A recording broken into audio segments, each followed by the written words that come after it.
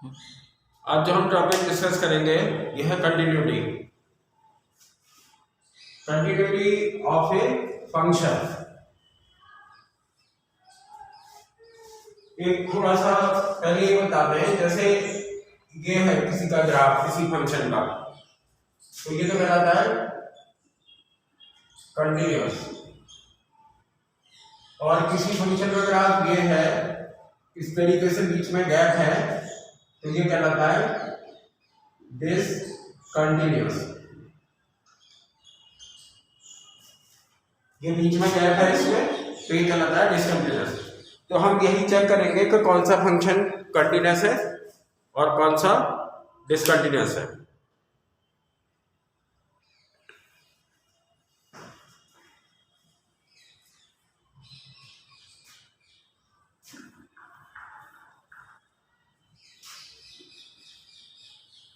तो continuity check करने के लिए हम तीन चीजें निकालते हैं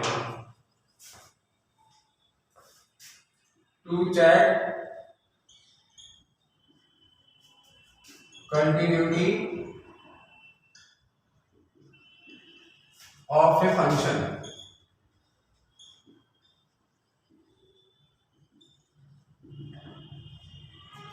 कंटिन्यूटी चेक करने के लिए हम तीन चीजें निकालते हैं। पहली ये निकालते हैं राइट हैंड लिमिट। जैसे हम ए पर चेक कर रहे हैं, इस पर x इक्वल टू ए पर किसी पॉइंट पे, जैसे ये पॉइंट है, इसका एक कोऑर्डिनेट ए है, तो कंटिन्यूटी चेक करने के लिए हम एक तो निकालते हैं राइट हैंड लिमिट। इसे कैसे लिखते हैं? Limit x goes to a plus fx। और ये अभी पिछले लेक्चर में जो लिमिट का लेक्चर हुआ था उसमें भी बताया होगा, ये राइट हैंड लिमिट और लेफ्ट हैंड लिमिट।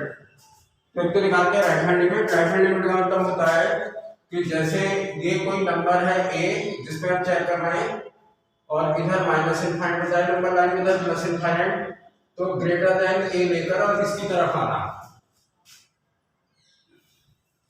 जब हम x value greater than a लेते हैं, a की तरफ आते हैं, तो फिर वो जो लिमिट आती है उसे राइट हैंड लिमिट कहते हैं। तो राइट हैंड लिमिट के लिए हम वो फंक्शन चूज करते हैं जिसमें x ग्रेटर देन a, ऐसे दिया होगा अलग अलग फंक्शन, जैसे x ग्रेटर देन a। फिर क्या होता है नेक्स्ट स्टेप, यहाँ लिमिट h गोस टू 0 करके और x जगह रखते हैं a प्लस h। क्या रखते हैं x जगह? a प्लस h, और लिमिट कर देते हैं h गोस टू 0। फिर इसे आगे सॉल्व करते हैं। अगर ये अनडिफाइंड हो रहा है 0/0 तो सॉल्व करके करते हैं आगे, और अगर वैल्यू आ रही है तो डायरेक्ट जो लिमिट में मेथड है, डायरेक्ट सब्स्टिट्यूशन मेथड, उससे कर देते हैं। दूसरा है left hand limit. Continuity check करने के लिए लेफ्ट हैंड लिमिट निकालते हैं, और x goes to a minus, ऐसे लेफ्ट हैंड लिमिट को ऐसे लिखते हैं। इसका मतलब है कि x लेस देन a से और फिर a की तरफ आना। इसका मतलब क्या होता है? जो माइनस लगाते हैं x लेस देन a से और फिर a की तरफ आना, तो वो हम फंक्शन चूज करेंगे क्वेश्चन में से जिसमें x लेस देन a हो। राइट हैंड लिमिट के लिए x ग्रेटर देन a वाला फंक्शन लेंगे, लेफ्ट हैंड लिमिट के लिए x लेस देन a वाला फंक्शन लेंगे। फिर ये क्या करते हैं, इसमें लिमिट h गोस टू 0 और x की जगह रख देते हैं a माइनस h। तो लेफ्ट हैंड लिमिट इससे निकालते हैं। अब तीसरा है वैल्यू ऑफ फंक्शन, जिसे कहते हैं एफ ए। इसमें क्या होता है, x इक्वल टू a वाला फंक्शन लेते हैं और डायरेक्ट x की वैल्यू a रख देते हैं, जिसमें इक्वल टू होगा x इक्वल टू a, ये वाला फंक्शन हमें लेना है, और डायरेक्ट हम वैल्यू रख देंगे। तो ये तीनों चीजें निकालते हैं। अगर ये तीनों चीजें इक्वल है, if right hand limit is equal to left hand limit is equal to value of function. अगर ये तीनों चीजें इक्वल है तब फंक्शन होता है continuous.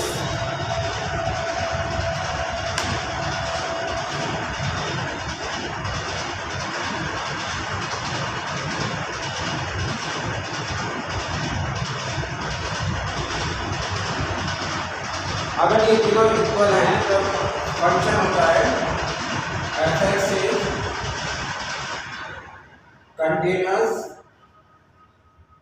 At x is equal to a, और इसके अलावा कुछ भी होता है अदरवाइज अगर ये नहीं हो इसमें से, जैसे ये इक्वल नहीं है, कोई सी भी दो इक्वल नहीं है या तीनों इक्वल नहीं है, तो f(x) इज ये होता है डिसकंटिन्यूअस।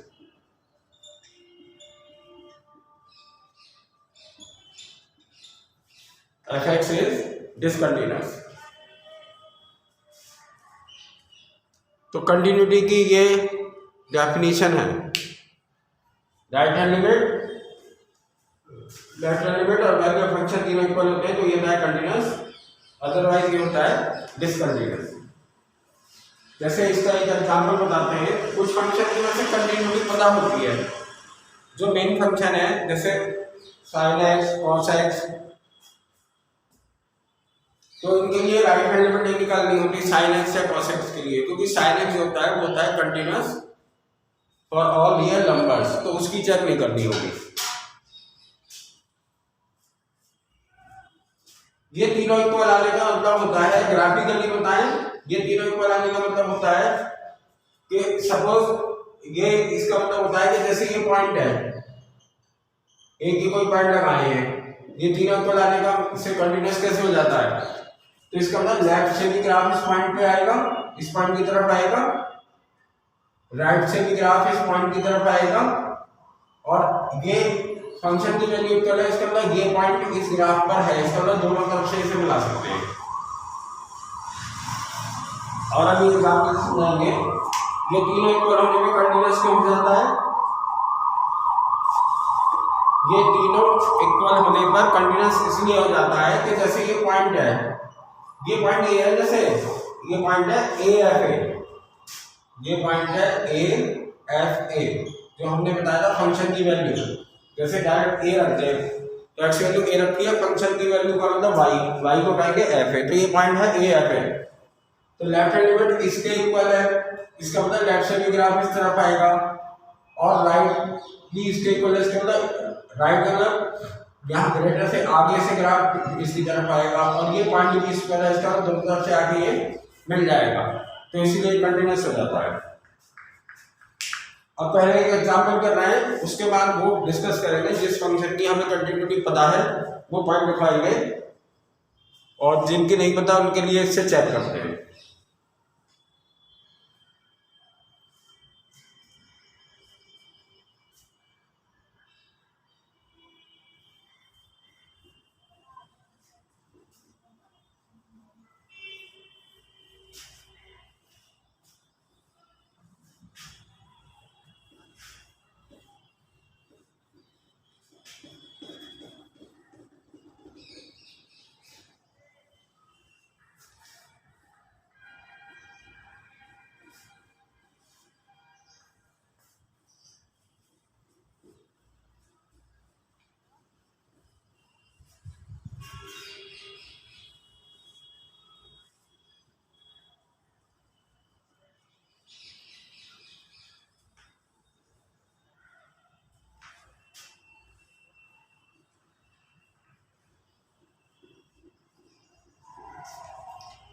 अब एक एग्जांपल से बताते हैं कि कंटिन्यूटी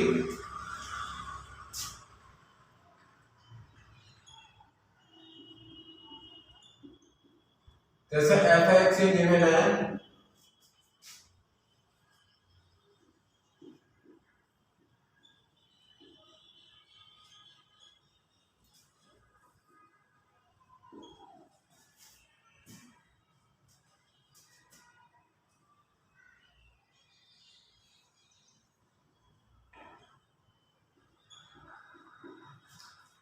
ये है x लेस देन 1 के लिए फंक्शन ये है, और x ग्रेटर देन और इज इक्वल टू 1 के लिए फंक्शन ये है। क्या फंक्शन डिफाइंड है f(x)? x लेस देन 1 के लिए है 2x - 3, और x ग्रेटर देन और इज इक्वल टू 1 के लिए -x + 6। अब हम इसकी कंटिन्यूटी चेक करेंगे, तो हमें इसी पर ही चेक करना है, केवल 1 पर, केवल किस पे चेक करना है हमें 1 पर, क्योंकि बाकी सब पे कंटिन्यूअस होगा। तो हम किसे चेक करते हैं, x इज इक्वल टू 1। हाँ तो ये वैल्यू लिख देते हैं, किसको चेक कर रहे हैं, to check continuity at x is equal to 1।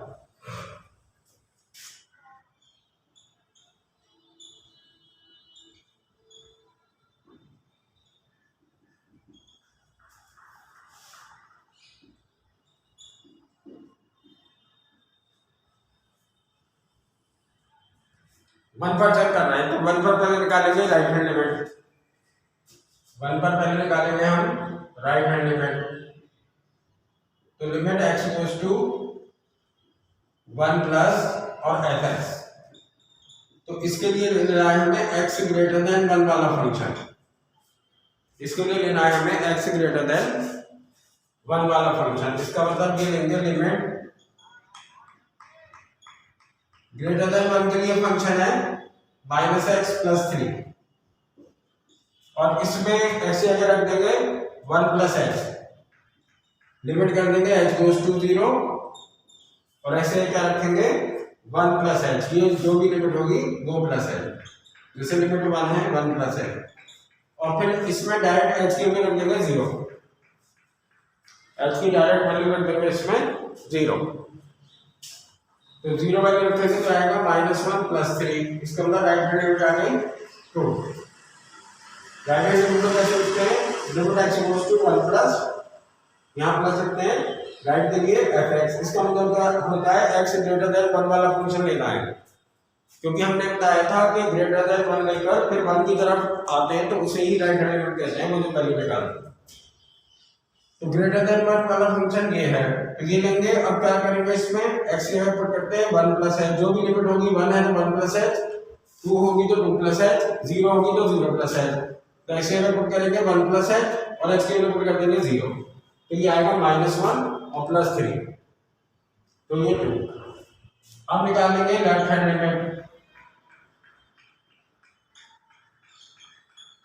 तो limit x goes to 1 minus, इसका मतलब होता है x लेस देन 1 वाला फंक्शन लेना है, x लेस देन 1 वाला फंक्शन लेना है।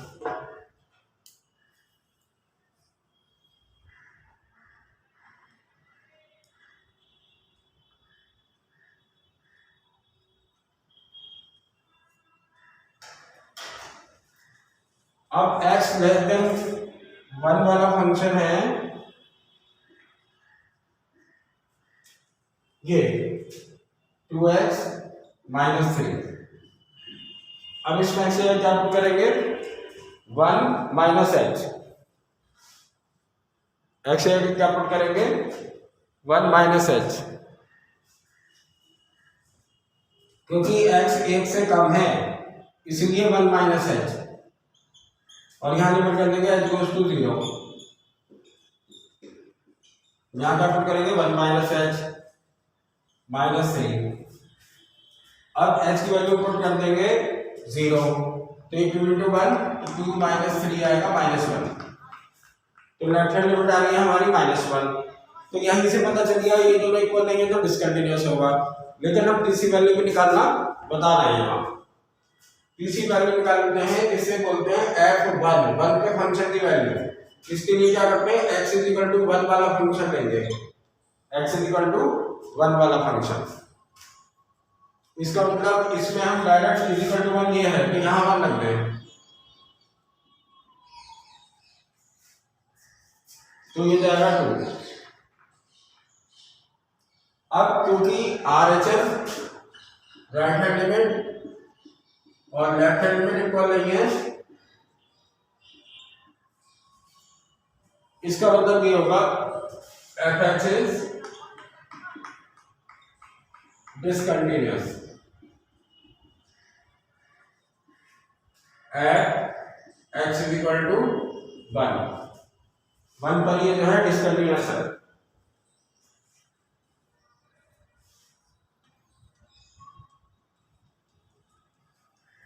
वन पर ये डिसकंटिन्यूअस है। अब ये तो हमने पूरा सॉल्व करके बताया है। ऐसी प्रॉब्लम का एक शॉर्टकट मेथड है, शॉर्टकट मेथड, जिसमें ये सब नहीं करना पड़ेगा। तो हमने ये बताया किसको चेक करना होता है, इधर नंबर देख लेना क्या लिखा है उसी पर चेक करना है। तो शॉर्टकट मेथड ये है कि राइट हैंड लिमिट के लिए ग्रेटर देन 1 वाला फंक्शन लेना, ग्रेटर देन 1। अब ये शॉर्टकट मेथड बताया जिसमें सब कुछ नहीं करना पड़ेगा। तो पहले हम राइट हैंड लिमिट निकालना है, तो उसके लिए ग्रेटर देन 1 वाला फंक्शन लेना, ग्रेटर देन 1 वाला। कौन सा फंक्शन लेंगे, ग्रेटर देन 1 वाला फंक्शन ये है, और इसको डायरेक्ट 1 पुट कर देंगे। हाँ, तो राइट हैंड लिमिट की आ गई 2। ये कुछ नहीं करना है पूरा।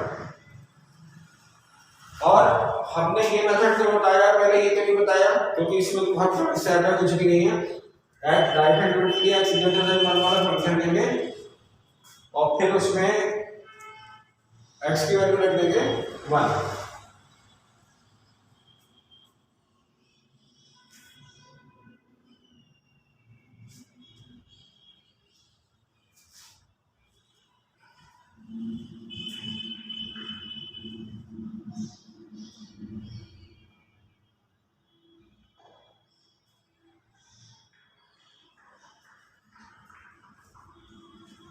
और फिर लेफ्ट हैंड लिमिट के लिए लेस देन 1 वाला फंक्शन लेंगे। तो लेस देन 1 वाला फंक्शन ये है, इसमें डायरेक्ट रख देंगे 1, इसमें यहां पे रख देंगे 1।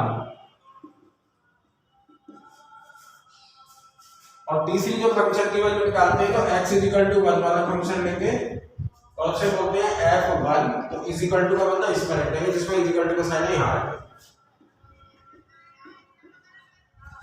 तो ये डायरेक्ट ऐसे भी निकाल सकते हैं MCQ के लिए, शॉर्ट ऑब्जेक्टिव क्वेश्चन के लिए ऐसे निकाल सकते हैं। लेकिन हमने ये मेथड क्यों बताया था, अगर ये से x ग्रेटर देन 1 ले रहे हैं और x इक्वल टू 1 पुट कर रहे हैं और यहाँ पे वैल्यू आ रही है तो हम ऐसे निकाल लेंगे। और अगर ये अनडिफाइंड हो रहा है तो फिर इस तरीके से सॉल्व करना पड़ेगा।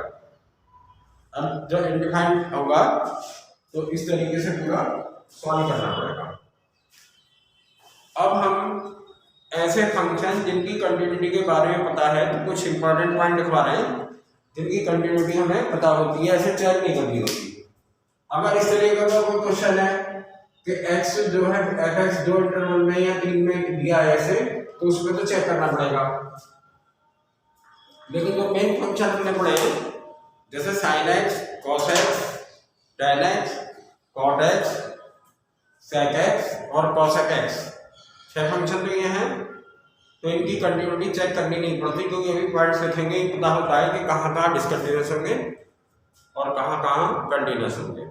फिर उसके बाद है मॉड फंक्शन, जिसका हमें पता होता है, जिसकी चेक नहीं करनी पड़ेगी कंटिन्यूटी। उसके बाद है ग्रेटेस्ट इंटीजर फंक्शन, फिर है लॉग और फिर है exponential function e power x। तो अब हम कंटिन्यूटी के कुछ इंपॉर्टेंट पॉइंट्स लिख पा रहे हैं।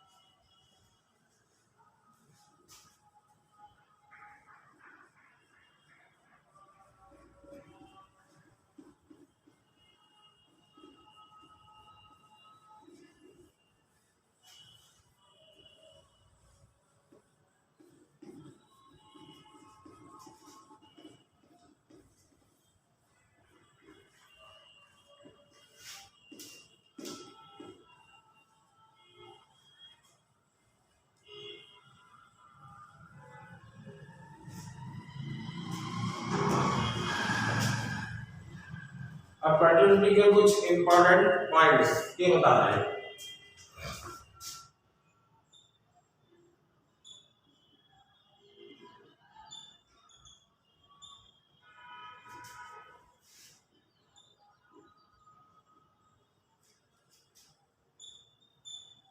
some important points for continuity of a function.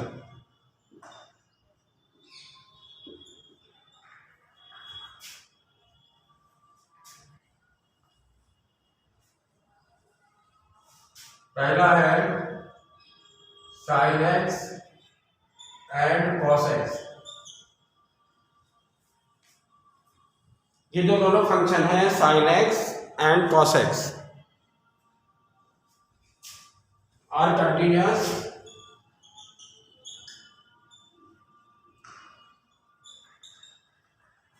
For all real numbers. तो इसको ऐसे भी लिख देते हैं फॉर ऑल रियल नंबर्स को x belongs to r। sin x and cos x are continuous for all real numbers. इसकी हमें कंटिन्यूटी चेक नहीं करनी होगी क्योंकि ये पता है कि ये कंटिन्यूअस होते हैं।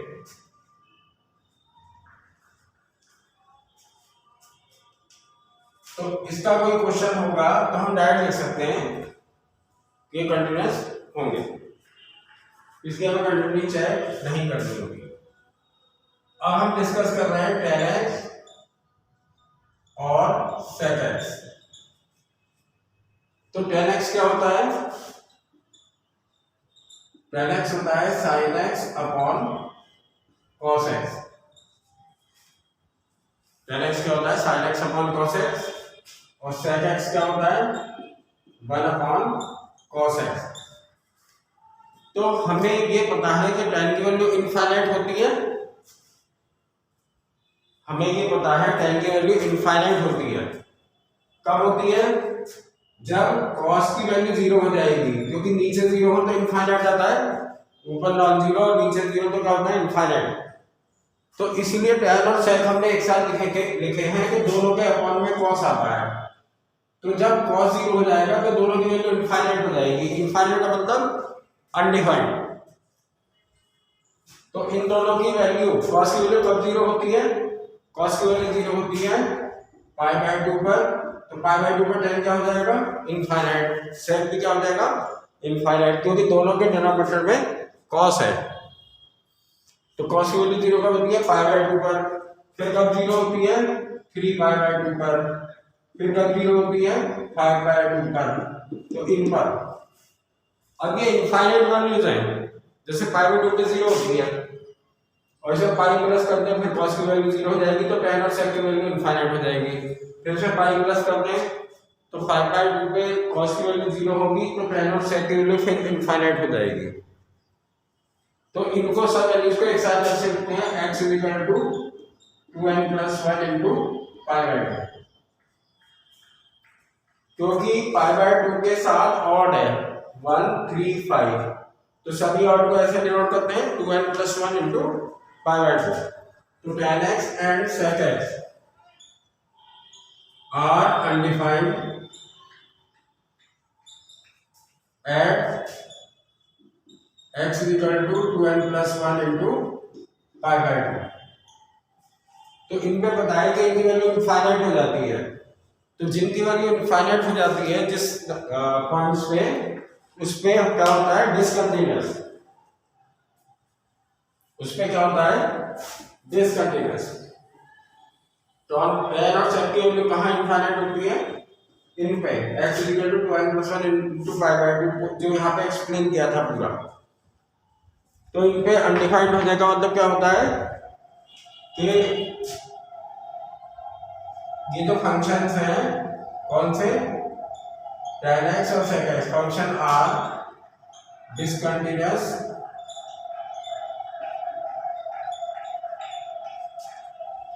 Eight these points. ऐसा क्यों होता है? अब हमने इसमें राइट हैंड लिमिट और लेफ्ट हैंड लिमिट क्यों नहीं निकाली? क्योंकि जब हमें पता है फंक्शन की वैल्यू तीसरी जो बताई थी, फंक्शन की वैल्यू कोई भी एक वैल्यू हमें अगर पता है अनडिफाइंड हो जाती है तो फिर बाकी वैल्यूज नहीं निकालते। तो जैसे ये फंक्शन की वैल्यू है इन पर, ये अनडिफाइंड हो गई, तो बाकी राइट और लेफ्ट हैंड लिमिट नहीं निकालनी। वो कब निकालनी होती? जब फंक्शन की वैल्यू डिफाइंड होती, तो वो भी निकालनी पड़ती। फिर तीनों को देखते इक्वल होंगी या नहीं, क्योंकि अगर हमें ये पता चल रहा है कि डायरेक्ट फंक्शन की वैल्यू अनडिफाइंड हो रही है तो इसका मतलब फिर इसी से डिसकंटिन्यूअस हो जाएगा, आगे सॉल्व करने की जरूरत नहीं है।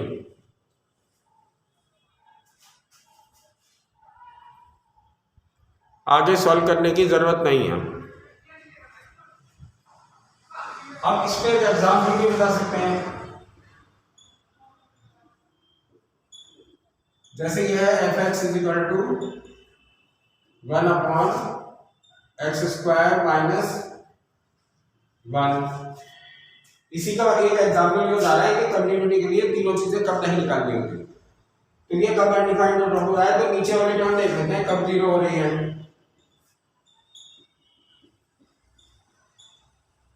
हाँ तो इसके फैक्टर हो गए, ये कब जीरो हो रही है -1 पे और +1 पे।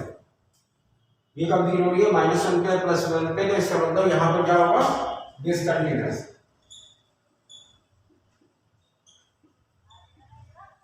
क्योंकि यहाँ पर फंक्शन क्या हो गया अनडिफाइंड।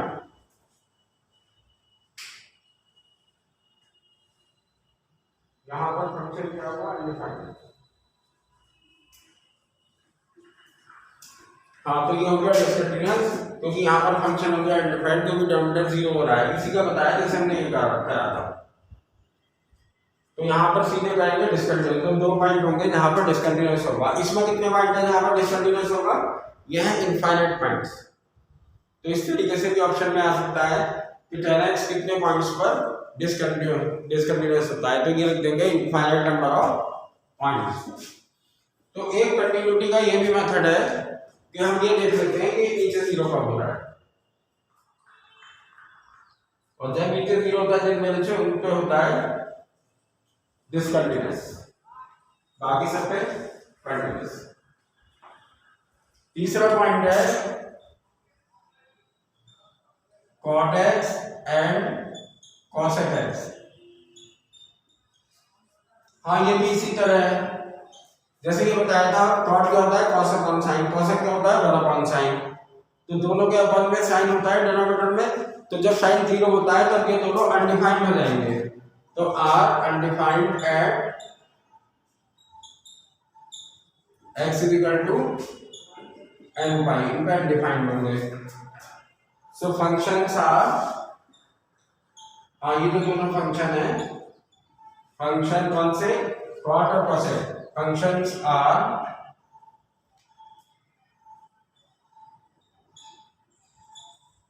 discontinuous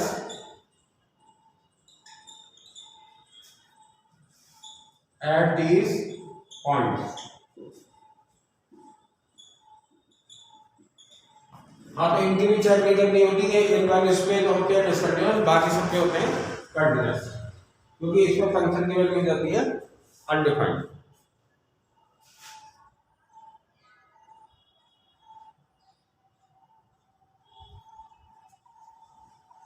चौथा पॉइंट है mod x is continuous at all real numbers। mod x क्या होता है सभी रियल नंबर पे कंटिन्यूअस होता है, तो इसकी भी कंटिन्यूटी चेक नहीं करेंगे।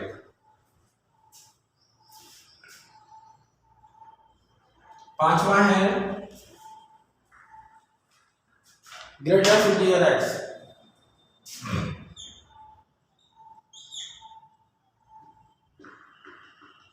Here greatest integer x is discontinuous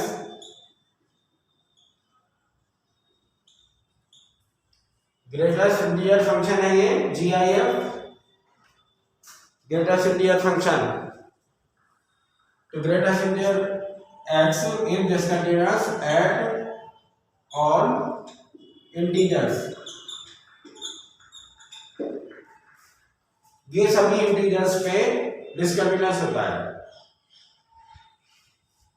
तो जैसे x इज इक्वल टू -3 -2 -1 0 1 2 3, तो इन सब पे क्या होगा डिसकंटिन्यूअस। इसमें हम एक के लिए समझा देते हैं, किसी के लिए भी जैसे 2 के लिए करो 2 के लिए, वैसे ये तुम्हें पॉइंट्स याद रखने हैं, कॉम्पिटिटिव के लिए ये पॉइंट तुम्हें याद रखने हैं।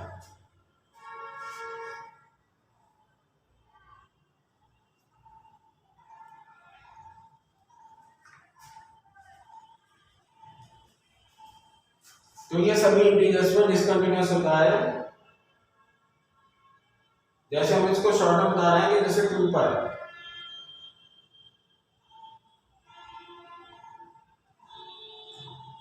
जैसे हम 2 पर बता रहे हैं 2 पर डिसकंटिन्यूअस क्यों होगा, तो एफ एक्स है ग्रेटेस्ट इंटीजर एक्स। तो थोड़ा शॉर्टकट मेथड से ही बता दे रहे हैं, इसे आ जाएगा समझ में। तो राइट हैंड लिमिट निकालने के लिए एक्स 2 से कुछ ज्यादा रखो, इसमें 2 से कुछ ज्यादा, जैसे 2 पॉइंट पर, तो 2.1 में इसकी वैल्यू क्या आएगी 2, 2.1 में वैल्यू क्या आएगी 2, क्योंकि पॉइंट से पहले जो इंटीजर है वो लिख देते हैं। लेफ्ट हैंड लिमिट के लिए 2 से कुछ कम लो, 2 से कुछ कम, जैसे 1.99 वो रख दो यहाँ 1.99, तो क्या हो जाएगी वैल्यू 1। तो ये यहाँ डिसकंटिन्यूअस हो गया क्योंकि ये दोनों इक्वल नहीं आ गया, और फंक्शन की वैल्यू के लिए 2 रख दो, ना 2 से ज्यादा ना 2 से कम, एग्जैक्टली 2, तो ये जाएगी 2। तो ये तीनों इक्वल नहीं आ रही, इसका मतलब 2 पर डिसकंटिन्यूअस है। तो जैसे 2 पे समझाया इसी तरह हर पॉइंट पे डिसकंटिन्यूअस होगा। इसका एक एग्जांपल और बताते हैं।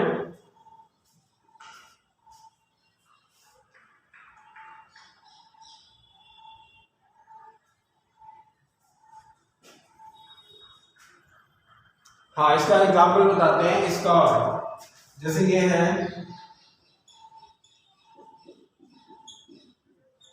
कि x belongs to 1 to 4, x value कहां से कहां तक वेरी कर रही है 1 से 4 तक, क्लोज इंटरवल में, मतलब 1 और 4 को भी इंक्लूड करना है। तो ये पूछा है, और f x is equal to है ग्रेटेस्ट इंटीजर x का क्यूब। तो ये पूछे how many points at which f x, how many points of discontinuity, ये पूछा है how many points at which f x is discontinuous.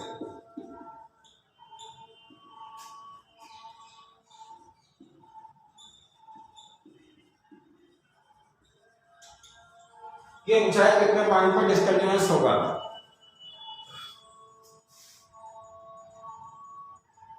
ये पूछा है कितने पॉइंट्स पे डिसकंटिन्यूअस होगा। तो एक्स की वैल्यू कहां से कहां तक वेरी कर रही है, एक्स की वैल्यू वेरी कर रही है 1 से 4 तक इंक्लूडिंग 1 and 4। एक्स की वैल्यू कहां से कहां तक वेरी कर रही है 1 से 4 तक इंक्लूडिंग 1 and 4। अब ग्रेटेस्ट इंटीजर के अंदर ये है एक्स क्यूब, तो एक्स क्यूब की वैल्यू कहां से कहां तक वेरी करेगी, एक्स क्यूब की वेरी करेगी 1 से 64 के बीच में। अब 1 से 64 के बीच में जब वेरी करेगी तो कितने इंटीजर पड़े इनके बीच में, 1 से 64 के बीच में इंटीजर पड़े 2,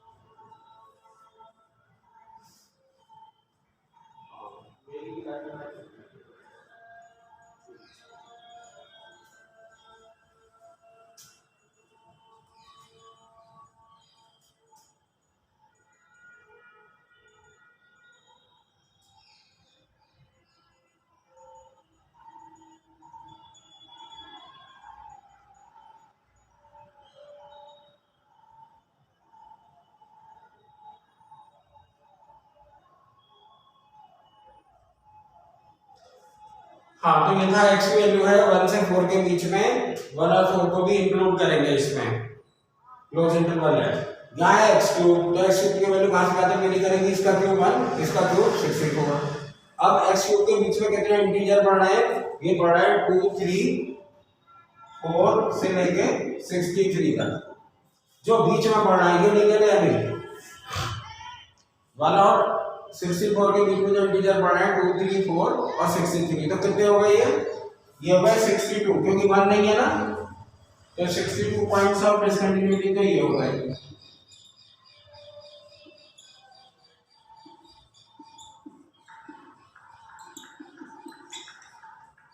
पॉइंट तो ये होगा डिसकंटिन्यूटी है। अब कौन से बचे, अब ये इनके और चेक करना है 1 पे और 4 पे। अब हम इंटरवल बता रहे हैं, अगर ये इंटरवल दिया होता है तो ये कैसे चेक करेंगे, बाकी तो हमने इससे लिख दिया है, ये जो पॉइंट में लिखवाया था, ग्रेटेस्ट इंटीजर डिसकंटिन्यूअस होता है सभी इंटीजर में, तो जितने इंटीजर बीच में पड़ेंगे, क्योंकि हम ये देखेंगे ये वैल्यू कहाँ से कहाँ तक वेरी करेगी, ये नहीं, ये तो गिवन है, लेकिन यहाँ कहाँ से कहाँ तक वेरी करेगी x क्यूब की वैल्यू, तो ये 1 से 64 तक वेरी कर रही है, तो बीच में जो इंटीजर पढ़ रहे हैं 62 पढ़ रहे हैं, तो 62 पॉइंट्स तो ये हो गए। अब हमें 1 और 4 पे और चेक करना है।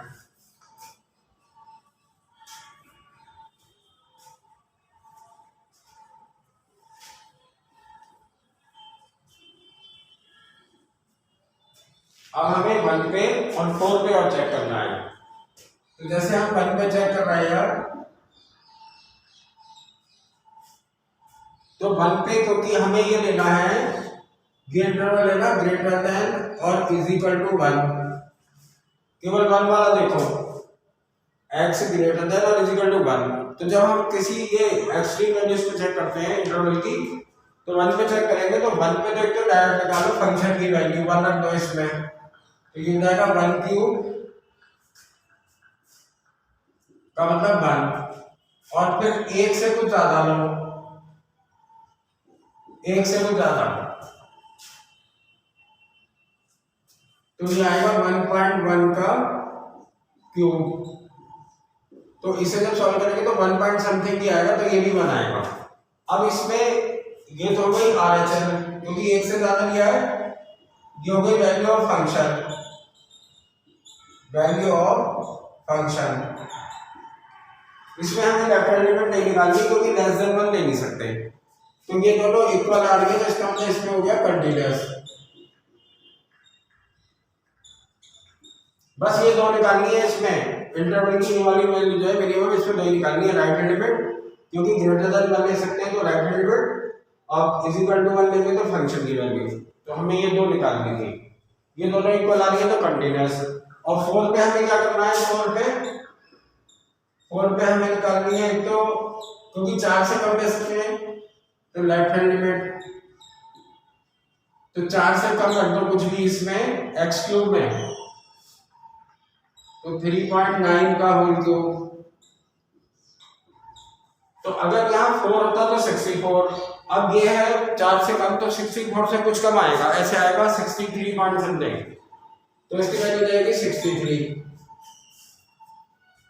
अगर यहाँ 4 रखते तो क्या था 64, 4 से कुछ कम, तो इसका मतलब 64 से कुछ कम आएगा 63 पॉइंट समथिंग, तो 5 से पहले वाला इंटीजर लिख देते हैं तो 63, और एक निकालेंगे फंक्शन की वैल्यू, तो डायरेक्ट देंगे 4, तो ये आएगी 64, क्योंकि 4 रखने पर 64, तो ये दोनों इक्वल नहीं आ रही है, तो इसका मतलब ये हो गया डिसकंटीन्यूअस।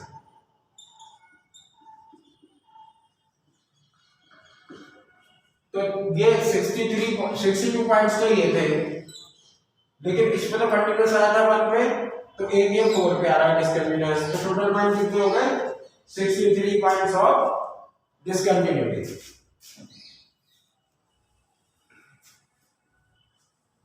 हाँ तो टोटल कितने हो गए 63 पॉइंट्स ऑफ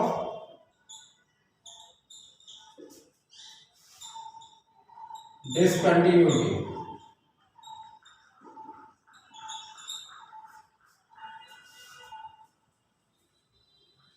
तो इसमें हम अगर कोई ऐसा क्वेश्चन है ग्रेटेस्ट इंटीजर का, तो डायरेक्ट जा सकते हैं 1 से 64 के बीच में कितने इंटीजर कितने होंगे 1 से अब 64 तक, 64 तो एक कम कर देना उसमें। जैसे ये 1 से और 64 तक कितने इंटीजर होंगे 64, तो एक कम कर देना क्योंकि इस पे नहीं आती और इस पे आती है, तो बीच में तो डिस्कंटिन्यूअस होगा ही। तो ये होंगे जैसे 1 से 64 तक वैल्यू वेरी कर रही है, तो कितने इंटीजर होगा 64, तो इसमें से एक कम कर देना क्योंकि ये जो मिनिमम वैल्यू थी इस पे कंटिन्यूअस आया था, तो ये कम हो जाता है बस एक। अब और जो पॉइंट है जो 5 पॉइंट था, छठा पॉइंट है 6।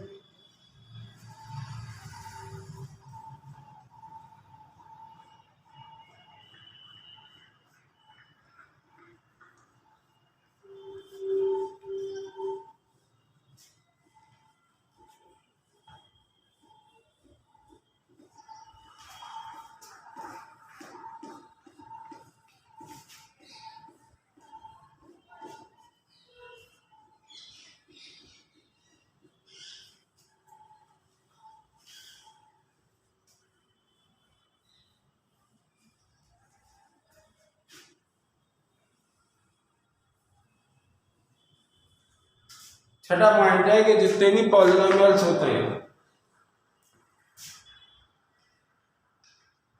All polynomials are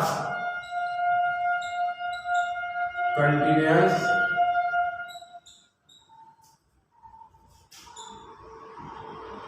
eight all real numbers.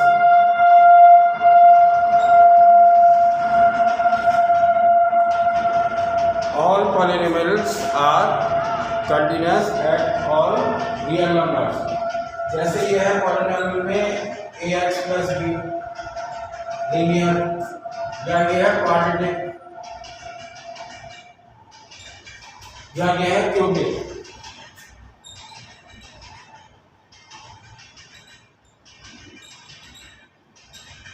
तो ये सब क्या होते हैं कंटिन्यूअस एंड कंटिन्यूअस ही होते हैं जितने भी पॉलिनोमियल होते हैं, तो इनकी भी कंटिन्यूटी चेक नहीं करनी होती। 7 e की पावर x एक्सपोनेंशियल फंक्शन, या इसे ऐसे भी कह देते हैं e x p x, इसका मतलब होता है वो e की power x is continuous at all, हाँ at all real numbers. Exponential function जो होता है e की पावर x, ये भी सभी पॉइंट पे कंटिन्यूअस होता है। log x इज कंटिन्यूअस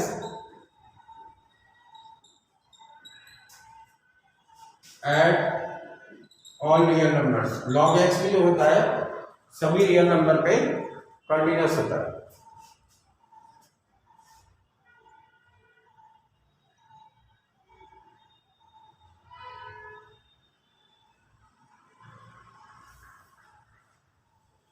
अच्छा, तो ये जो फंक्शन है इनकी तो कंटिन्यूटी चेक नहीं करनी होगी। अब हम तुम्हें बता रहे हैं कुछ क्वेश्चन कंटिन्यूटी करवाते हैं।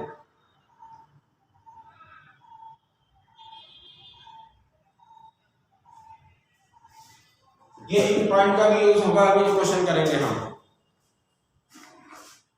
जैसे ये क्वेश्चन है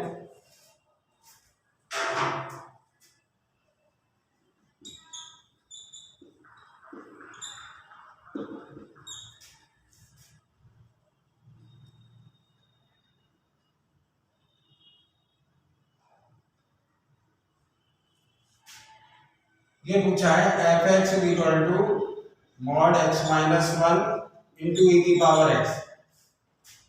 ये पूछा है, ये कहां पर कंटिन्यूअस कंटिन्यूअस पूछा है, ये पॉइंट्स ऑफ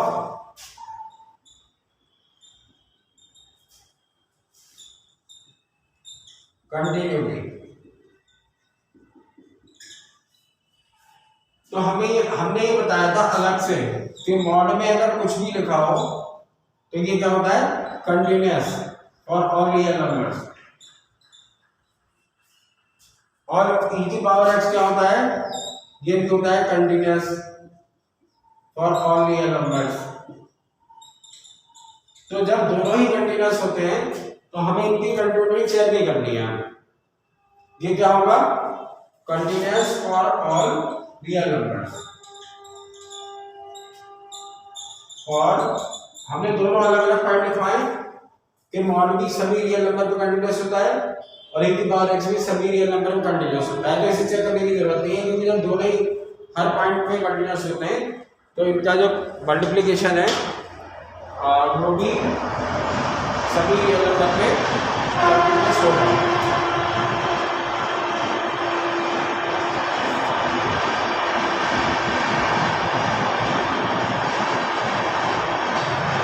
अब कुछ क्वेश्चन करते हैं कंटिन्यूटी के, तो इन पॉइंट्स का यूज हुआ है इसमें। और अगर इनके अलावा फंक्शन कोई और है तो ये चेक करना पड़ेगा।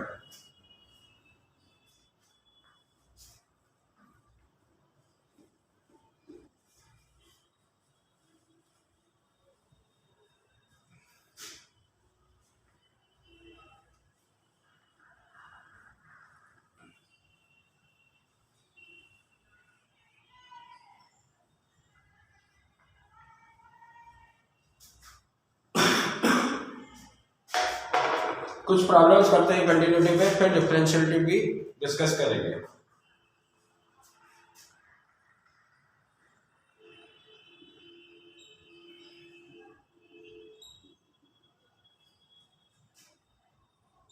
यह f(x) इज इक्वल टू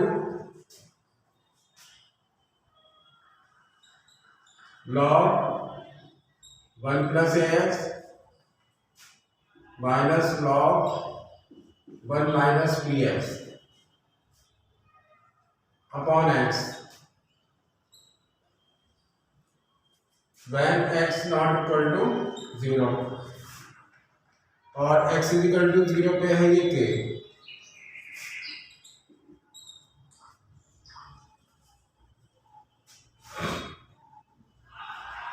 अब ये कहा है कि f(x) is continuous at x is equal to 0। यह f(x) is continuous at x is equal to 0, then value of k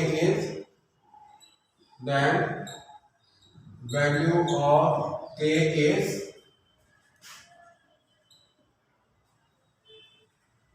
A option है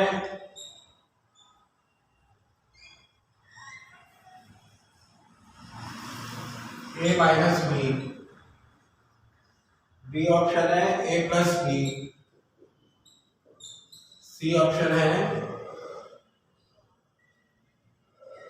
log a plus log b,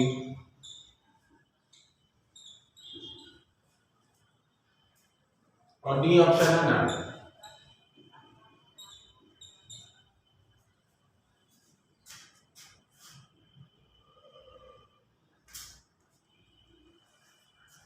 ये कहा है कि फंक्शन ये है f(x), ये है log 1 plus ax minus log 1 minus bx upon x if x is not equal to 0।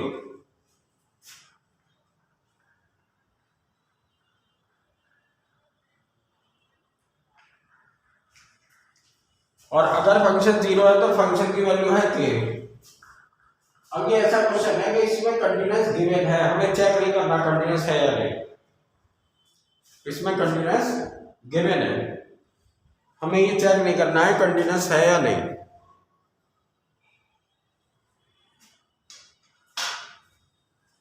तो जब कंटीन्यूअस गिवन है तो इसका मतलब हाँ ये गिवन है, ये गिवन है कि f(x) is continuous at x equal to 0। तो जब ये गिवन होता है कि कंटीन्यूअस है तो हमें left hand limit, right hand limit और वैल्यू ऑफ फंक्शन तीनों अलग अलग नहीं निकालनी, क्योंकि जब ये गिवन है कंटिन्यूअस है तो तीनों इसका मतलब इक्वल होंगी। तो ये चेक करने वाला क्वेश्चन नहीं है जिसमें तीनों हम अलग अलग निकालते हैं। तो इसमें ये गिवन है कंटिन्यूअस है, तो हमें 0 पे कंटिन्यूअस है, तो इसका मतलब राइट हैंड लिमिट और लेफ्ट हैंड लिमिट दोनों इक्वल होंगी, फंक्शन की वैल्यू भी इक्वल होगी, तीनों इक्वल होंगी, फंक्शन की वैल्यू भी इक्वल होगी, मतलब 0 पे फंक्शन की वैल्यू ये भी इक्वल होगी। तो तुम्हें ये पता है कि राइट और लेफ्ट हैंड लिमिट जब ये इक्वल होती है तो क्या होता है, तो दोनों अलग अलग नहीं निकालते, तब सीधे लिमिट की वैल्यू निकाल लेते हैं x गोज टू 0 पे, क्योंकि 0 पे है ना कंटिन्यूअस, तो 0 पे लिमिट निकाल देंगे सीधे, और जब 0 है x गोज टू 0 तो ये लेंगे, इसका मतलब ग्रेटर देन 0 का लेस देन 0 का 0 के इक्वल नहीं होगा, क्योंकि जब लिमिट निकालते हैं तो 0 के इक्वल नहीं होता है। जब लिमिट निकालते हैं तो क्या होता है, लेस देन 0 और ग्रेटर देन 0 हो सकता है, 0 के इक्वल नहीं होगा, तो ये वाला फंक्शन देखेंगे। तो ये लिमिट की सिंपल प्रॉब्लम बन गई, जैसे लिमिट की तुमने वो करी थी, ये कंटिन्यूटी की प्रॉब्लम नहीं है। अब इसकी तुम्हें लिमिट निकालनी है, बस दोनों अलग अलग नहीं निकालनी, दोनों अलग अलग कब निकालनी होती है, जब ये पता नहीं होता कि दोनों इक्वल हैं या नहीं है। जब ये पता नहीं होता है तो दोनों अलग अलग निकालते हैं। अब ये बताया कि कंटिन्यूअस है तो ये दोनों इक्वल होंगी और फंक्शन की वैल्यू किसके इक्वल होगी, तो जब दोनों इक्वल होते हैं तो सीधे ऐसे लिमिट निकालनी है। अब लिमिट निकालने का एक तरीका है, जैसे लिमिट निकालने का तरीका है इसके साथ वो पढ़े हुए तुमने, उनमें एक है एल हॉस्पिटल, सबसे अच्छा है ये शॉर्टकट। तो एल हॉस्पिटल मेथड से इसकी लिमिट निकाल लेंगे, तो लिमिट x गोज टू 0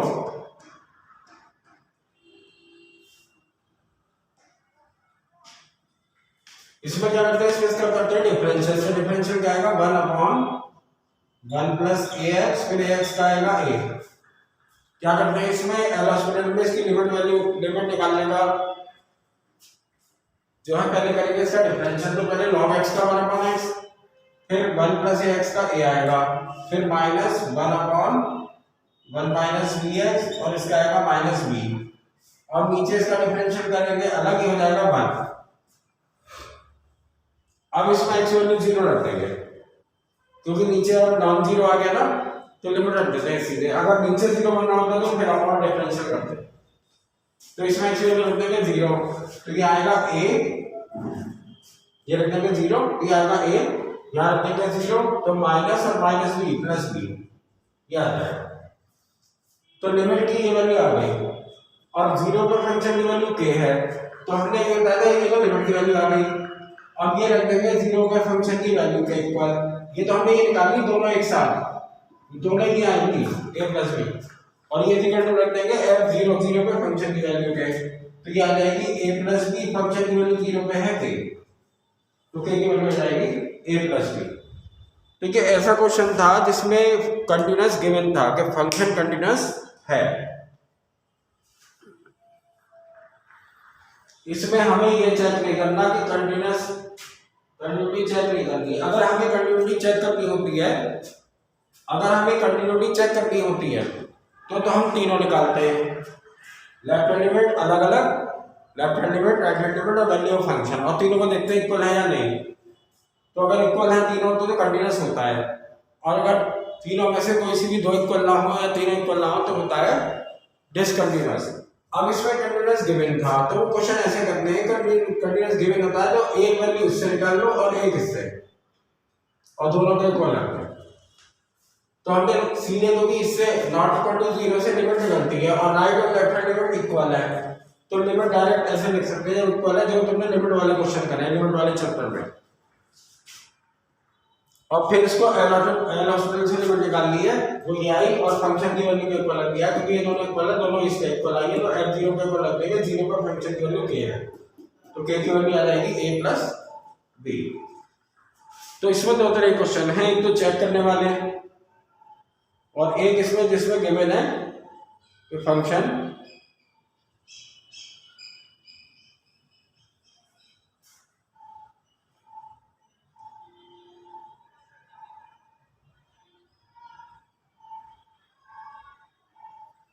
और क्वेश्चन करवाते हैं इसमें।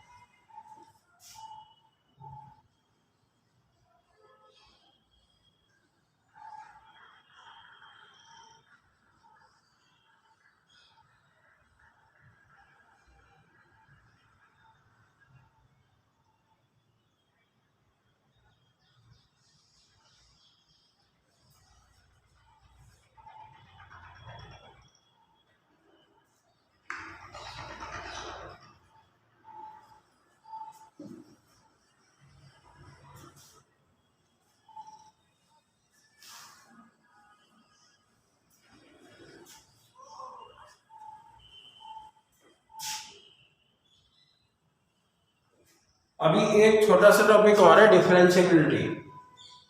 तो कंटिन्यूटी और डिफरेंशिएबिलिटी दोनों के एक साथ क्वेश्चन काफी होते हैं, अकेले कंटिन्यूटी के तो कम ही होते हैं, कंटिन्यूटी और डिफरेंशिएबिलिटी के क्वेश्चन ज्यादा होते हैं।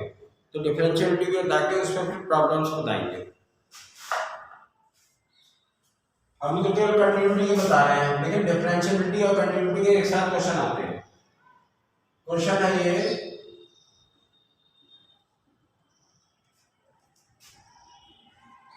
यह f x is equal to mod x square minus x upon x square minus x,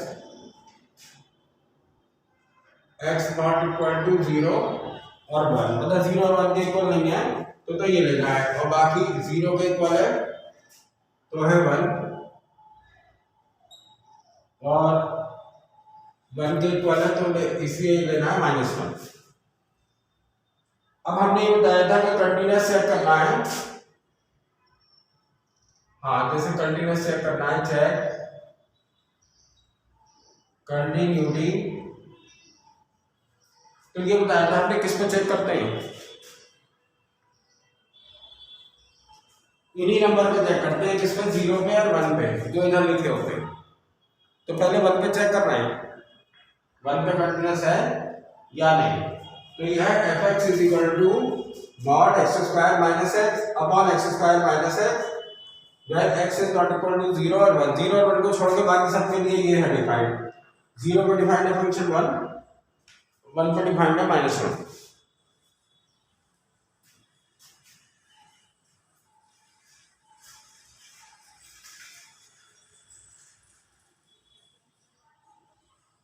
तो पहले हम इसे 1 पे चेक कर रहे हैं।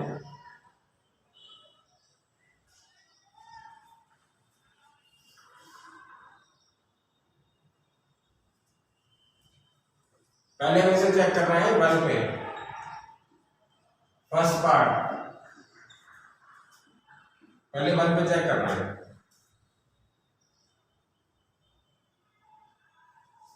तो पहले हम राइट हैंड लिमिट के लिए क्या लेंगे, राइट हैंड लिमिट के लिए क्या लेंगे, ग्रेटर देन 1। तो ग्रेटर देन 1 हो या लेस देन 1 हो, दोनों के लिए ये लेना है। तो इसमें ऊपर फैक्टर करते हैं x कॉमन लेके x -1, ऊपर नीचे वैसे तो सेम ही है, ये भी x इनटू x -1। अब मॉड में क्या करते हैं, मॉड में हम ये करते हैं कि एक से ज्यादा कुछ रखो तो बस ये देखते हैं प्लस आ रहा है या माइनस, एक से ज्यादा कुछ रखो तो ये प्लस आ रहा है या माइनस मॉड में। तो 1.1 और 1.1 -1 तो प्लस आ रहा है, तो प्लस आ रहा है तो मॉड हटा के सीधे यही लिख देंगे x इनटू x -1, और नीचे तो ये रहेगा क्योंकि नीचे मॉड नहीं है, ऊपर मॉड था इसीलिए ये रखा था। तो एक बार और इसे समझा देते हैं तुम्हें कि जैसे हमने 1 पे और 0 पे चेक करना है, 1 पे और 0 पे, तो राइट हैंड लिमिट के लिए हम पहले ले रहे हैं x ग्रेटर देन 1, तो 1 से ज्यादा जैसे 1.1 रखो यहाँ, तो ये भी प्लस और 1.1 माइनस 1 ये भी प्लस, तो प्लस आ रहा है तो नॉट हटा के सीधे ये लिख देते हैं x इंटू एक्स माइनस 1। अच्छा नीचे को नहीं लिखना, नीचे तो ये लिखना है, ऊपर मॉड में प्लस आ रहा था, जैसे मॉड 5 को हम 5 लिख देते हैं, मॉड 5 को हम सीधे 5 लिख देते हैं, ऐसे ये प्लस आ रहा है तो मॉड हटा के ये लिख देंगे, ये इससे कैंसिल, तो वैल्यू आई थी 1, तो ये राइट हैंड लिमिट ही आ गई। अब लेफ्ट हैंड लिमिट के लिए क्या करेंगे, x 1 से कुछ कम लो, क्या लेंगे, फंक्शन तो यही है, लेस देन 1 के लिए भी फंक्शन यही है, right hand left hand limit के लिए क्या लेंगे, लेस देन 1, तो ग्रेटर देन 1 और लेस देन 1 दोनों के लिए है, तो ये लिख दो x और x minus 1 upon x minus 1। तो हम 1 से कम रखेंगे अगर यहाँ को, जैसे 0.9, तो 0.9 प्लस होगा, लेकिन 0.9 माइनस होगी माइनस होगा, तो मॉड में क्या होगा, 1 प्लस हो रहा है 1 माइनस, तो सॉल्व होके क्या आएगा माइनस, क्योंकि प्लस और माइनस का मल्टीप्लाई माइनस आता है, तो ये सॉल्व हो गया आएगा माइनस।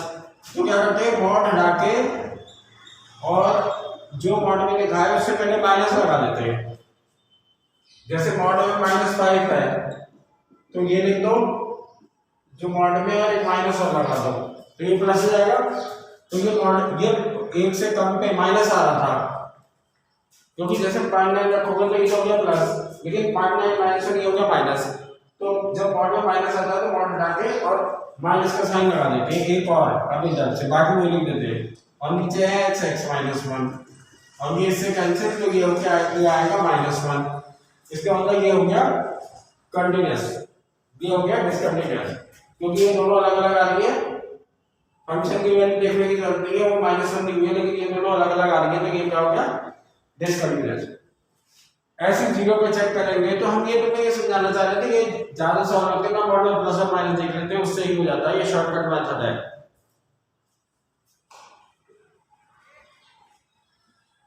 अब हम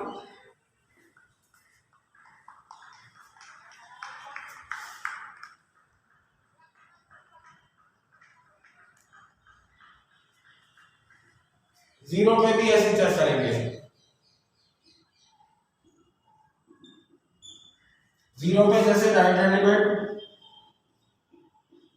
तो यहां से समझ लो 0 पे, अब 0 से कुछ ज्यादा लेना, जैसे 0.1 0 से कुछ ज्यादा, तो 0.1 और ये 0.1 -1, तो माइनस आएगा, तो मोड हटा के यहाँ क्या लेंगे माइनस का साइन, क्योंकि माइनस आ रहा है तो मोड हटा के लिख देंगे और एक माइनस का साइन एक्स्ट्रा अपनी तरफ से लिखेंगे, तो ये इससे कट गया जाएगा -1। लेफ्ट हैंड लिमिट के लिए 0 से कुछ कम लेंगे, जैसे -0.1, तो -0.1 और ये -0.1 -1, तो दोनों माइनस में जाएंगे, तो ये प्लस का आएगा, प्लस का आएगा तो मोड हटा के ये लिख देंगे, क्योंकि प्लस का आ रहा है, नीचे ये है, तो ये आ जाएगा माइनस का, मतलब इस पर भी डिसकंटिन्यूअस होगा, इस पर भी डिसकंटिन्यूअस होगा। तो कंटिन्यूटी की और प्रॉब्लम्स करेंगे, लेकिन पहले डिफरेंशिएबिलिटी और थोड़ी सी डिफाइन कर दें, क्योंकि प्रॉब्लम कंटिन्यूटी और डिफरेंशिएबिलिटी की एक साथ आती है कंबाइंड, जिसमें कंटिन्यूटी पूछा होगा और डिफरेंशिएबिलिटी पूछा होगा। तो अब थोड़ा सा डिस्कस करना है differentiability of a function.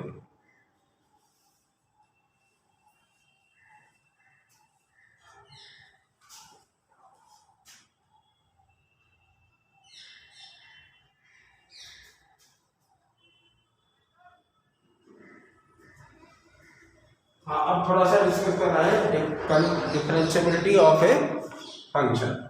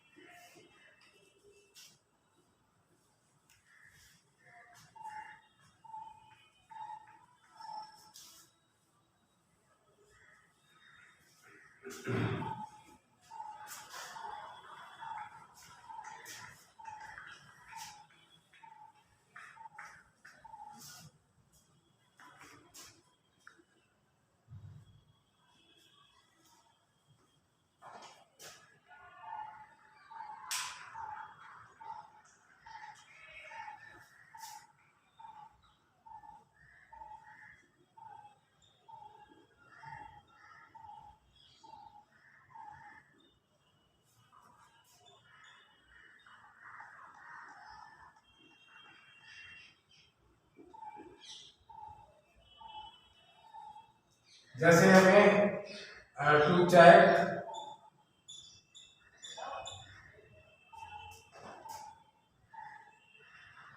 Differentiability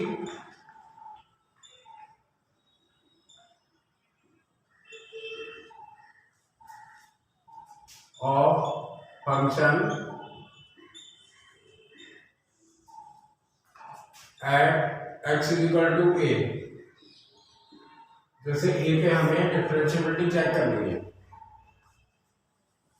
a पे हमें क्या चेक करनी है, डिफरेंशियबिलिटी। तो हम एक तो निकालते हैं राइट हैंड डेरिवेटिव, इसे बोलते हैं f डैश a प्लस, ऐसे भी लिख सकते हैं, प्लस का मतलब राइट, डैश का मतलब डेरिवेटिव, तो राइट हैंड डेरिवेटिव, और एक निकालते हैं लेफ्ट हैंड डेरिवेटिव,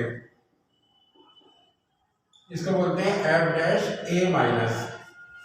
तो ये राइट हैंड डेरिवेटिव वही है जो हमने 11वीं क्लास में जो फर्स्ट प्रिंसिपल से जो फॉर्मूले sin x का जैसे डिफरेंशियल cos x होता है, ये किससे आया है? हाँ, ये जैसे sin x का डिफरेंशियल cos x किससे आया था? Limit h goes to 0 f a plus h minus f a upon H, तो इसे ही राइट हैंड डेरिवेटिव कहते हैं। तो ये राइट हैंड डेरिवेटिव तो निकालेंगे इससे, और लेफ्ट हैंड डेरिवेटिव के लिए ये वही फॉर्मूला है जो एफ डैश एक्स का था, जिससे साइन एक्स का डिफरेंशियल कॉस एक्स आया था। लेफ्ट हैंड डेरिवेटिव के लिए इसी में एच की जगह कर देते हैं माइनस एच, तो f a minus h minus f a upon minus h, left hand derivative से निकालते हैं। अगर दोनों इक्वल आ जाते हैं, if right hand derivative is equal to left hand derivative, दोनों इक्वल आते हैं, तो ये कहते हैं कि at x is equal to a f x is differentiable.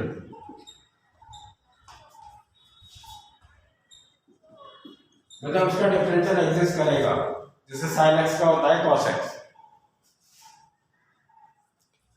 और अगर ये दोनों इक्वल नहीं आते हैं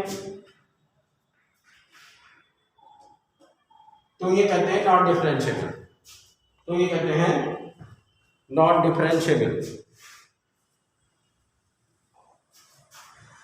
तो अभी हमने राइट हैंड डेरिवेटिव निकालना नहीं बताया ना, लेफ्ट हैंड डेरिवेटिव निकालना बताया, लेकिन एक इनका राइट और लेफ्ट हैंड डेरिवेटिव का शॉर्टकट मेथड है, तो ये तो हम कल डिस्कस करेंगे। ये दोनों मतलब पूरा जैसे प्रॉब्लम सॉल्व करना है तो कैसे करते हैं, पहले शॉर्टकट मेथड समझ लो थोड़ा सा, क्योंकि शॉर्टकट मेथड से हो जाएगा तो तुम्हें इसी से ही करना है।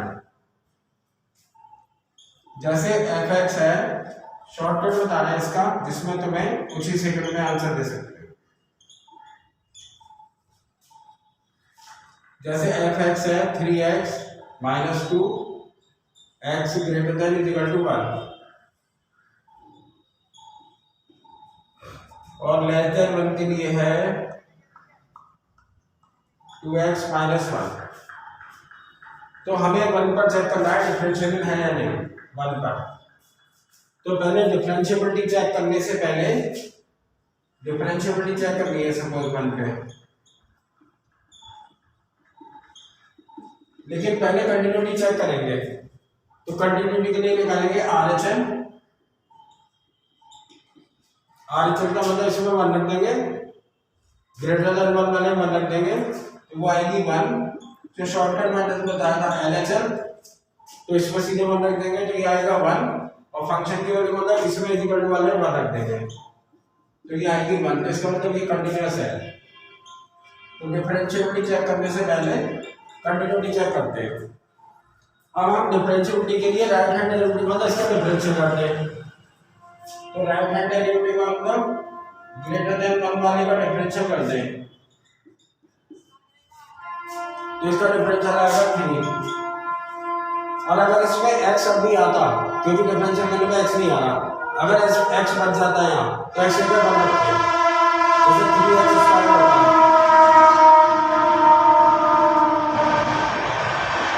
जैसे 3x स्क्वायर होता है तो इसका आता है 6x तो x का बन रखते हैं लेकिन तब डिफरेंशियल करने पर ग्रेटर देन 1 वाले का डिफरेंशियल करने पर 3 आ रहा है क्योंकि राइट हैंड डेरिवेटिव हो गया।